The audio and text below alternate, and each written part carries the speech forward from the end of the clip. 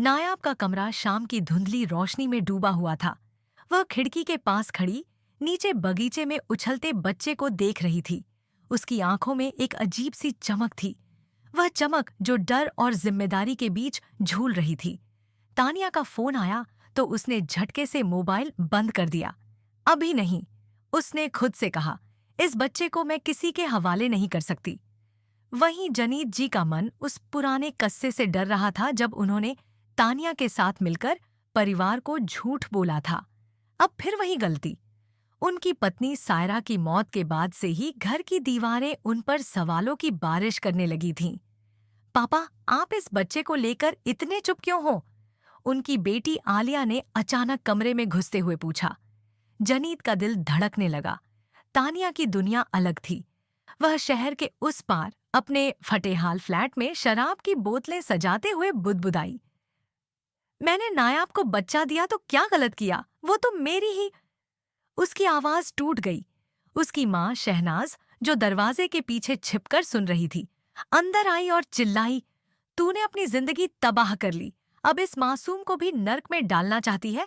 मैं तुझे इस बच्चे के पास नहीं जाने दूंगी। साबयार, जो अब तक इस सब से अनजान था, आज उसकी माँ ने उसे बुलाया था।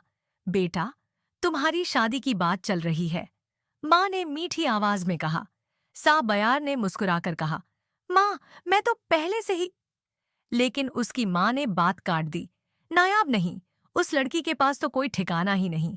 हमने तुम्हारे लिए रिया को चुना है। साबयार का चेहरा सुन्न हो गया। रात का सन्नाटा टूटा जब नायाब के दरवाजे पर जोर की खटखट हुई। तानिया आंखों में आग लिए खड़ी थी।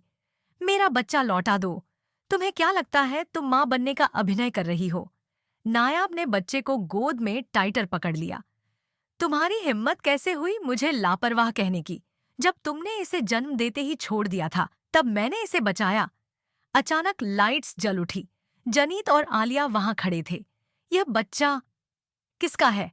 आलिया का स्वर कांप रहा था। जनीत ने तानिया की तरफ देखा। तुमने वादा किया था कि यह राज कभी नहीं खुलेगा। तानिया हंसी। वादे तोड़ना तो तुम्हारी आदत है जनीत जी। यह बच्चा तुम्हारा है और मेरा। उस पल साबयार का दिल टूट गया। वह दरवाजे के पीछे छिपा यह सब सुन रहा था।